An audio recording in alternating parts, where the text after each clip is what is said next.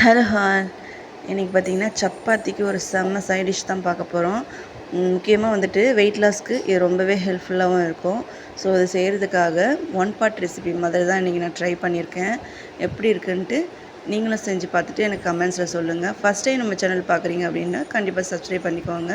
First cut பண்ணி வச்சுருக்கிற சுரக்காய், வெங்காயம், தக்காளி, பூண்டு இதெல்லாம் வந்துட்டு ஒரு பாட்டில் எண்ணெய் ஊற்றிட்டு கடுகு சேர்த்துக்கோங்க. இப்போ கட் பண்ணி வச்சுருக்கிற வெங்காயம், தக்காளி, சுரக்காய், பூண்டு இதெல்லாம் சேர்த்துட்டு மஞ்சள் பொடி, மிளகாய் பொடி, உப்பு சேர்த்து ஊற வச்ச பாசிப்பருப்பு, கடலைப்பருப்பு போட்டுட்டு தண்ணி நல்லா சேர்த்துட்டு ஒரு 5-6 விசில் மாதிரி போட்டு எடுத்துக்கோங்க.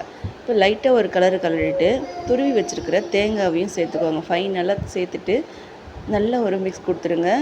ஒரு 2 to 3 மினிட்ஸ் வச்சிங்கன்னாவே போதும். ஸ்டவ் ஆஃப் பண்ணிவிட்டு அருமையாக நீங்கள் சப்பாத்தி கூடவே சர்வ் பண்ணலாம். ரொம்பவே அட்டகாசமாக இருக்கும். வெயிட் லாஸ்க்கு ஹெல்ப்ஃபுல்லாக இருக்கும். இன்றைக்கி நான் 2 சப்பாத்தியோட இந்த சைட் டிஷ் தான் வச்சு சாப்பிட்டேன். அவ்வளோ அட்டகாசமாக இருந்துச்சு.